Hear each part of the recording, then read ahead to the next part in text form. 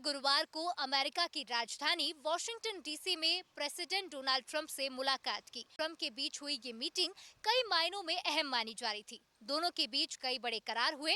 हालांकि भारत की नजरें इस बात पर टिकी हैं कि इस सौदे में भारत को क्या मिला।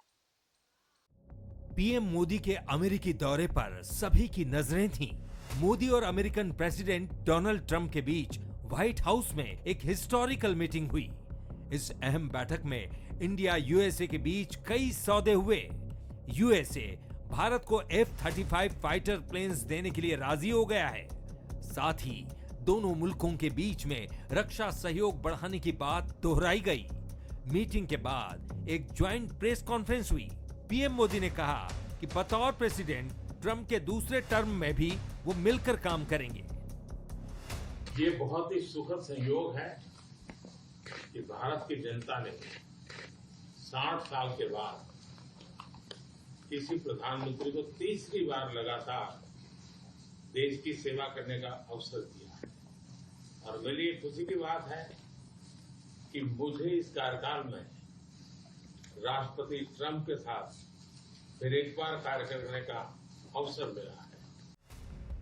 F-35 फाइटर प्लेन्स के साथ भारत उस एलिट क्लब में शामिल हो जाएगा जिसमें नाटो के सहयोगी इजराइल और जापान शामिल हैं। सिर्फ इन्हीं कंट्रीज को F-35 विमान बेचे जाते हैं।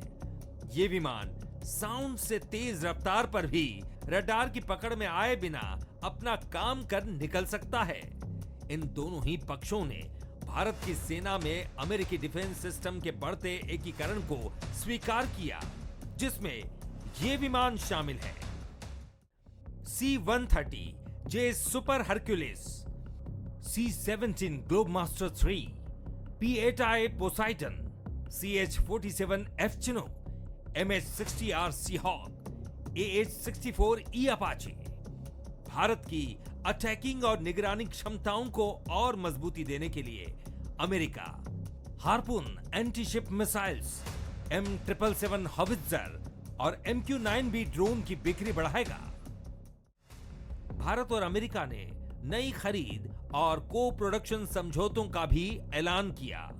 भारत हिंद महासागर में निगरानी बढ़ाने के लिए javelin anti tank guided missile, striker infantry combat vehicle और 6 एक्स्ट्रा P-8I समुद्री गश्ती विमान खरीदने जा रहा है।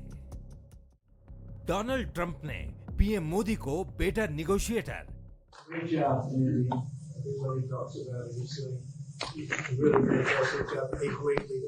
यानी ज्यादा सख्त मोल तोल करने वाला बताया और कहा कि मोदी एक ग्रेट लीडर हैं। I'm pleased to announce that my administration has approved the extradition of one of the plotters and one of the very evil people of the world, and having to do with the horrific 2008 Mumbai terrorist attack, to face justice in India. So he's going to be going back to India to face justice as we deepen our defense. Trump और मोदी के बीच हुए इस meeting में खास तौर पर Trump का बर्ताव गौर करने लायक रहा। ट्रंप ने मोदी के बैठते वक्त जिस तरह कुर्सी को सरकाया, वो दोनों नेताओं के बीच के मजबूत रिश्ते को जाहिर करता है। अमेरिका और भारत के रिश्ते बीते एक दशक में तेजी से बदले हैं। इसमें प्रधानमंत्री नरेंद्र मोदी की अहम भूमिका तो है ही, लेकिन कई ऐसे चेहरे हैं जो अपने ढंग से इस रिश्ते को मजबूती दे रहे हैं। संडे रिपोर्ट में आज बात एक ऐसे ही चेहरे की जो भारतीय नहीं है, लेकिन हिंदू धर्म में गहरी आस्था रखने वाली सनातनी जरूर है। तुलसी गबार्ड, एक ऐसा अमेरिकी चेहरा जिसके पीएम मोदी से मुलाकात की चर्चा हर तरफ छाई हुई है। अमेरिकी नेशनल इंटेलिजेंस की डायरेक्टर, पूर्व कांग्रेस वुमेन, पूर्व अमेरिकी सैनिक, पर इन सबसे बड़ी आइडेंटिटी सनातन को मानने वाली एक अमेरिकी नागरिक। गबार्ड जितनी सनातनी है, उतनी ही सुपर वुमेन भी है। डिफेंस और इंटेलिजेंस में गहरी पकड़ रखने वाली तुलसी इराक युद्ध का अहम हिस्सा रह चुकी है, जिससे उन्हें नेशनल सिक्योरिटी और जियोपॉलिटिक्स का भी अनुभव है। तुलसी गबार्ड खुद को अमेरिकन हिंदू बताती हैं, लेकिन भारत से उनका कोई नाता नहीं है। दरअसल उनकी यूरोपियन मूल की मां कैरल ने हिंदू धर्म को अपनाया था। तुलसी ने अपनी मां से भगवत गीता और आध्यात्म को जाना। कई मौकों पर तुलसी कह चुकी हैं कि भगवत गीता कोई धार्मिक ग्रंथ नहीं बल्कि जीवन जीने की प्रेरणा है। The Bhagavad Gita spoken by Sri Krishna is full of transcendental wisdom that is as relevant today as it was 5,000 years ago when it was spoken. So on this holy day of Janmashtami, when we celebrate the appearance of Sri Krishna in this world, it is the perfect time to reflect on his sublime instructions, which are like a transcendental lifeline. Tulsi Gabbard कई बार हिंदुत्व और भारतीय संस्कृति की खुलकर वकालत कर चुकी हैं। साथ ही भारत और अमेरिका के मजबूत संबंधों की पक्षधर भी रही हैं। वो कई बार भारत के आतंकवाद विरोधी नीतियों के समर्थन में मुखर रही हैं। प्रधानमंत्री नरेंद्र मोदी से कई मौकों पर उनकी मुलाकात ये बताती है कि भारत को मजबूत साझेदार की तरह देखती हैं। तुलसी गबार्ड भले ही अमेरिकी राजनीति में एक्टिव न हो, लेकिन उनकी पोजीशन और हिंदुत्व से जुड़ाव भारत के साथ साथ दुनिया भर के सभी हिंदुओं के लिए काफी बेहतर साबित होगा। दुश्मनों ने जो दुश्मनी की है, अपनों ने भी क्या कमी की है।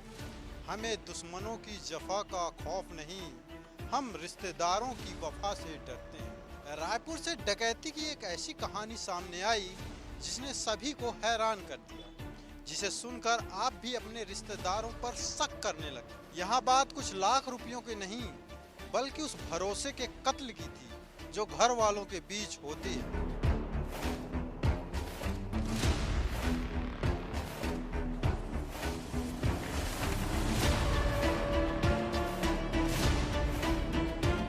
तारीख 11 फरवरी, दिन मंगलवार, इलाका अनुपम नगर। उस रोज पूरा रायपुर निकाय चुनाव में मसरूफ था।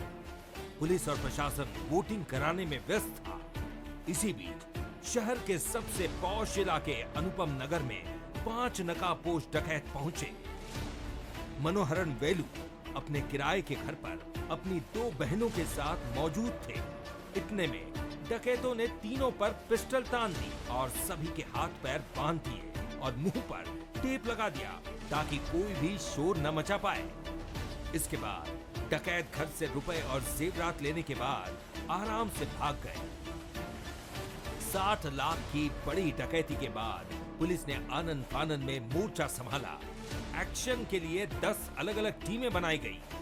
शुरुआती जांच में ही शक की सुई मनोहरन के अपनों पर आकर टिक गई और करीब 6 महीनों से और उससे ज्यादा से इस पैसे को लूट करने की योजना बनाई जा रही है। उन्होंने अपने पहले दोस्तों को भेजा घर पे रेकी करने के लिए, जो कि जमीन दलाली का काम करते थे। उन लोगों ने इसको कॉन्ट्रैक्ट आउट किया। तो पूरे प्रकरण में अगर आप देखेंगे, जिन लोगों ने डकैती की है एक्चुअल घर में घुस के, वो 3rd लेयर ऑफ कॉन्ट्रैक्टिंग के हैं। इस पूरी कहानी की मेन विलन मनोहरन की बहन ही निकली, जिसने डकैती की पूरी योजना बनाई। उसने आर्मी दोस्त के साथ कुछ बदमाश हायर किए और पूरी वारदात को अंजाम दे डाला। पुलिस की जांच में जो सच सामने आया उसने सभी को हैरान कर दिया। बहन की नजर भाई की प्रॉपर्टी पर थी। बहन चाहती थी कि जमीन की बिक्री से जो पैसा मिला उसमें उसका भी हिस्सा होना चाहिए। फिर क्या था, उसने अपने दोस्त बीएसएफ के रिटायर्ड सूबेदार के साथ मिलकर इस वारदात को अंजाम दिया। पुलिस की टीम ने योजना बनाकर एक साथ राजनांदगांव, दुर्ग, बिलासपुर, नागपुर और बलौदा बाजार के साथ रायपुर में दबिश दी। इस पूरी प्लानिंग का मास्टरमाइंड मनोहरन की बहन नेहा को ही बताया और पुलिस ने भी इस पर मुहर लगा दी। पारिवारिक कलह ऐसा कुछ नहीं था पैसे को लेकर। हाँ, ये जरूर था जो विक्टिम है वो कस्टोडियन थे, फैमिली के गार्डियन थे। वो फैमिली के वेलफेयर के लिए पैसा बांटना, इलाज कराना, इन संबंधी चीज़ों के लिए पैसा खर्च करते थे। एक जो सिस्टर थी जिनका संबंध, मित्रवत संबंध रिटायर्ड सूबेदार मेजर से था, उन दोनों में कुछ योजना बनी कि शायद ये पूरा पैसा परिवार के वेलफेयर में खर्च हो जाए और हमको कुछ ना मिले, इसलिए वो टारगेट किया गया था। दिन दहाड़े हुई डकैती से रायपुर पुलिस पर कई सवाल खड़े हो गए थे। हालांकि पुलिस ने चुनौती के साथ इस केस पर काम किया। और महज 48 घंटे के भीतर आरोपियों को सलाखों के पीछे पहुंचा दिया। मनोहरण के लिए ये पूरी वारदात किसी हादसे से कम नहीं थी। उसने सपने में भी नहीं सोचा होगा कि उसकी अपनी बहन उसके घर में डांका डालेगी। रायपुर से शिखर देवांगन के साथ भोपाल से धीरज चतुर्वेदी। जिंदगी मौत तेरी मंजिल है, दूसरा कोई रास्ता ही नहीं। कृष्ण बिहारी नूर की ये पंक्तियां जिंदगी के आखिरी सच को बताती है। लेकिन मौत को गले लगाने वालों की आखिर क्या मजबूरी रहती होगी? ये सवाल आज जहन में इसलिए आया क्योंकि एमपी के बैरसिया के रहने वाले संजू ने ये कहकर सुसाइड कर लिया कि वो इतने ही दिनों के लिए धरती पर आया था।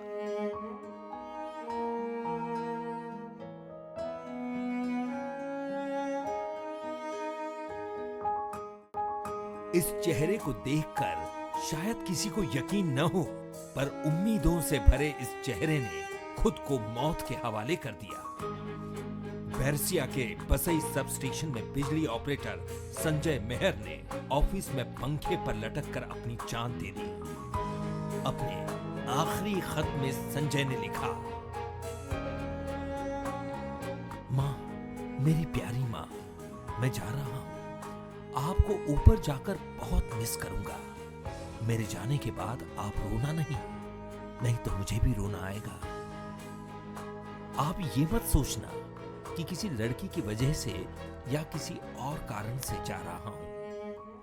मैं बस खुशी खुशी अपने आप को भगवान को समर्पित कर रहा हूं। मैं बस इतने ही दिनों के लिए दुनिया में आया था, अब जा रहा हूं। मेरे मरने का कोई भी कारण नहीं है, इसका जिम्मेदार मैं खुद हूं।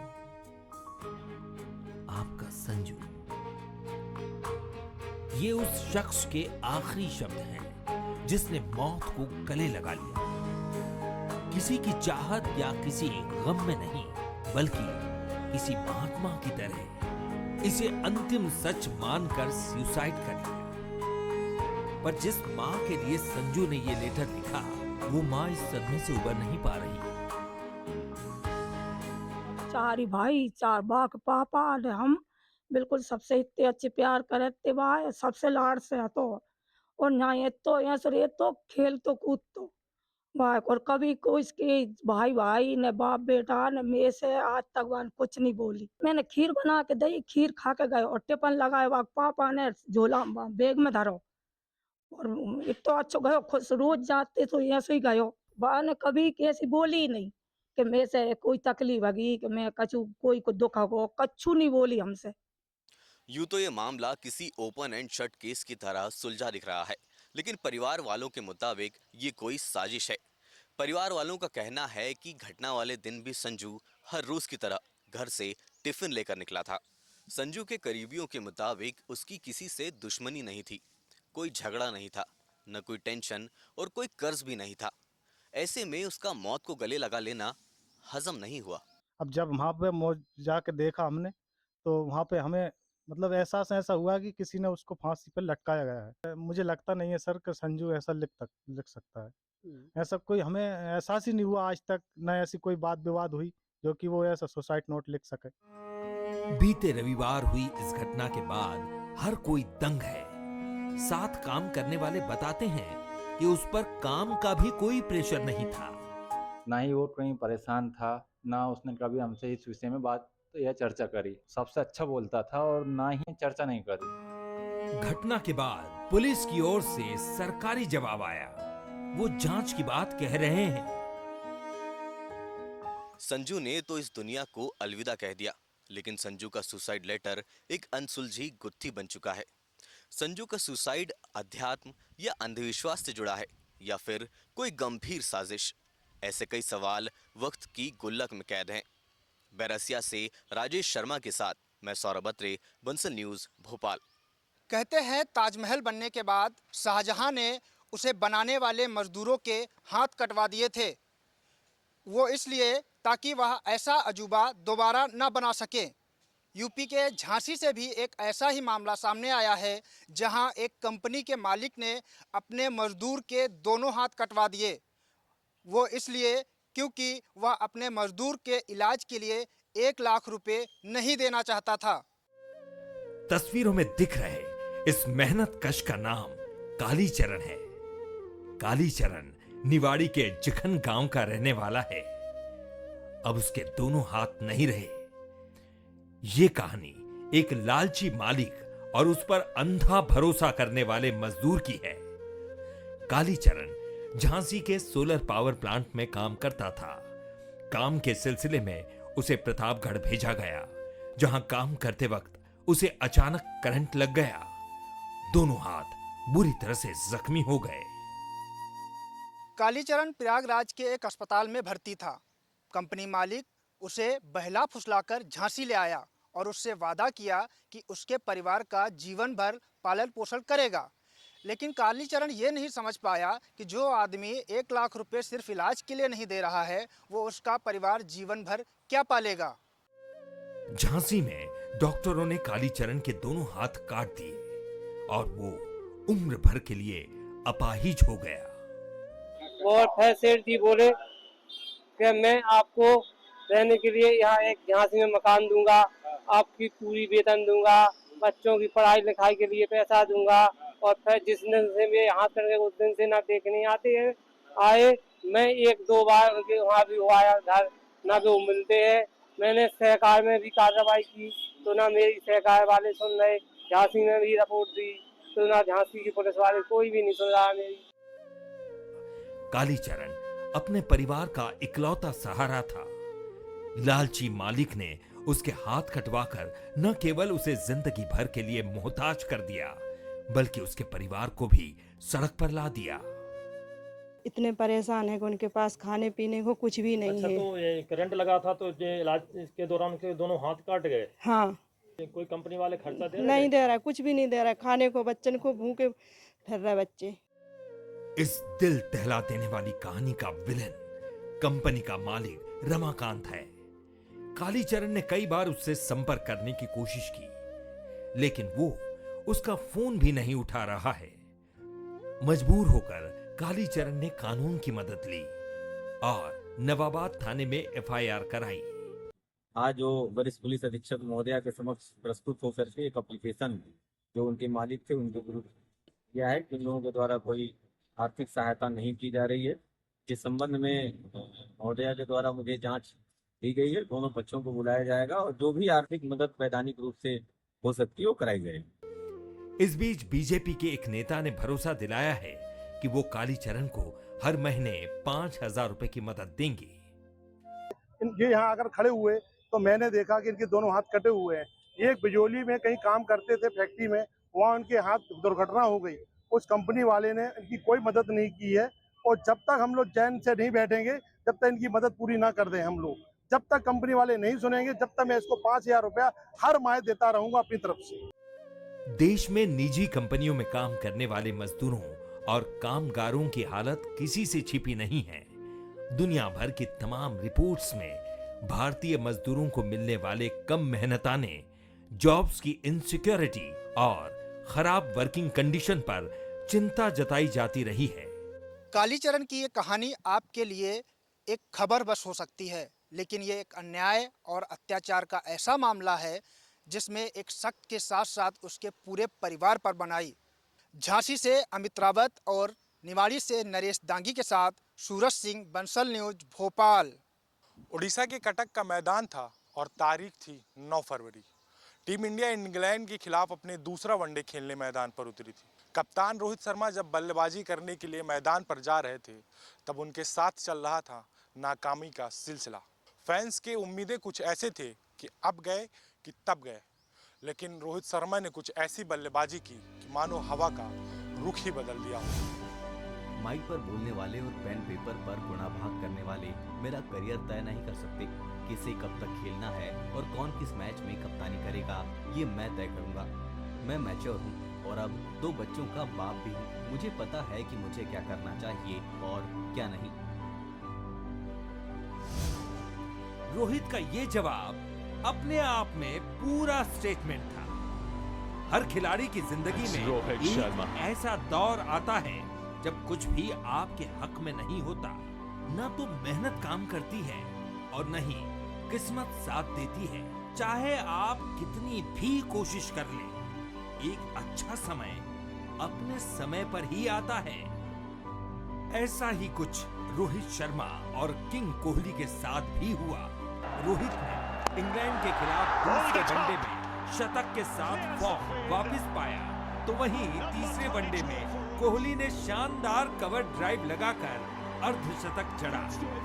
कोहली ने भी अपने फॉर्म में वापसी कर ली, वो भी तब जब कुछ दिनों बाद ही चैंपियंस ट्रॉफी का आगाज होने जा रहा है।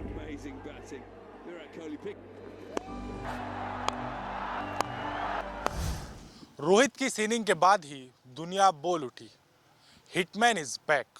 16 महीने बाद आए इस शतक ने न सिर्फ फैंस को खुश किया, बल्कि रोहित ने अपने क्रिकेट आलोचकों को करारा जवाब भी दिया। 305 रनों के टारगेट का पीछा करने उतरी टीम इंडिया को रोको, यानी रोहित और कोहली से बड़ी उम्मीद थी। रोहित ने पहले विकेट के लिए शुभमन गिल के साथ 136 रनों की पार्टनरशिप की और ब्लू आर्मी की जीत पक्की कर दी। ये हिटमैन के बनने से लेकर 32वां वनडे शतक था। टोटल 90 गेंदों में रोहित ने 119 रनों की पारी खेली। इस पारी में 7 आसमानी छक्के और 12 चौके शामिल थे।